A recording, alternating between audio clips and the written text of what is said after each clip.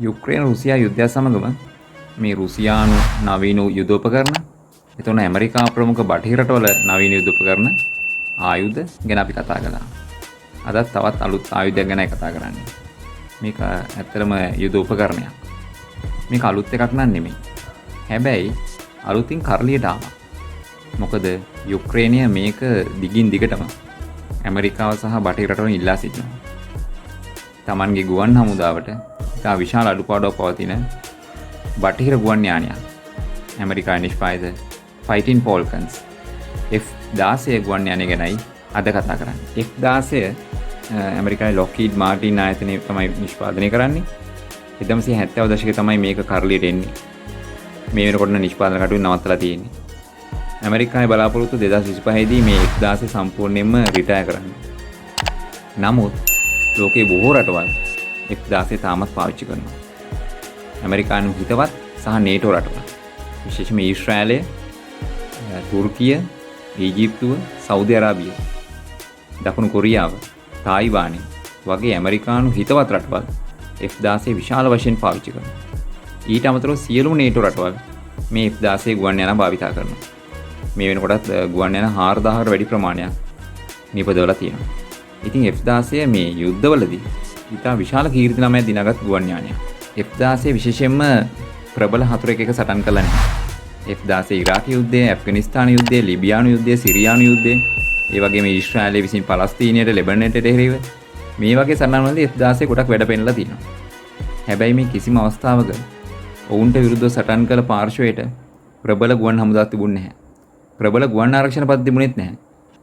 ඉතින් F-16ට බ්‍රැඩ්ලිට ලෙපර්ඩ්ලට වුණා වගේම යුක්‍රේනයේදී රුසියාවේ නවීන ගුවන් යානවලට සහ නවීන ගුවන් ආරක්ෂණ පද්ධති වලට මුහුණ දෙන්න වෙයි. ඉතින් මේ යුක්‍රේනය බලාපොරොත්තු වෙන වෙනස කරන්න F-16ට පුළුවන් ද කියන එක තමයි බලන්න ඕන.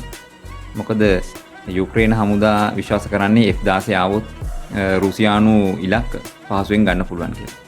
හැබැයි F-16ට සරිලන ගුවන් ආරක්ෂණ පද්ධති රුසියාව සතුව තියෙනවා.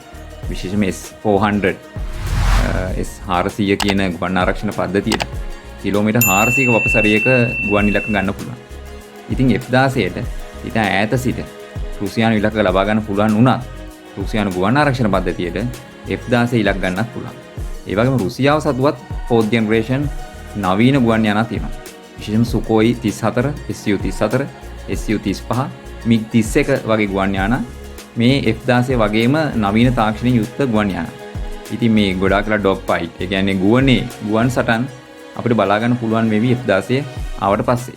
F-16 කියන්නේ 4th generation, හතරවෙනි පරම්පරාවේ යුද්ධ ගුවන් යානයක්.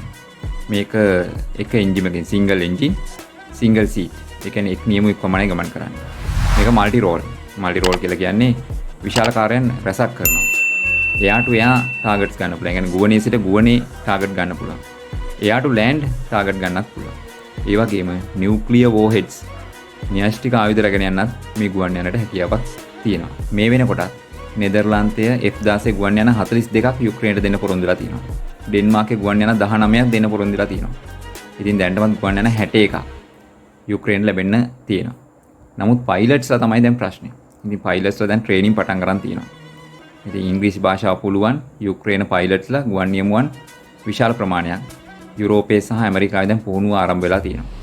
ඉතින් තවත් මාස කිහිපයක් යනකොට යුක්‍රේනයට F-16 ලැබෙවි. ඉතින් F-16 යුක්‍රේන යුද බිමට එනකොට යුද්ධය මොන තත්ත්වයක තියෙයිද කියලා අපි දන්නේ නැහැ. නමුත් F-16 ආපු දවසට මේ යුද්ධය තවත් දුරදිග යදේවි කියලා නම් කියන්න පුළුවන්. අද කතා කළේ F-16 ගැන. අපි ඊළඟ දවසේ රුසියානු ගුවන් යානයක් ගැන කතා කරමු. අදට සමුගන්නම්. සුබ දවසක්.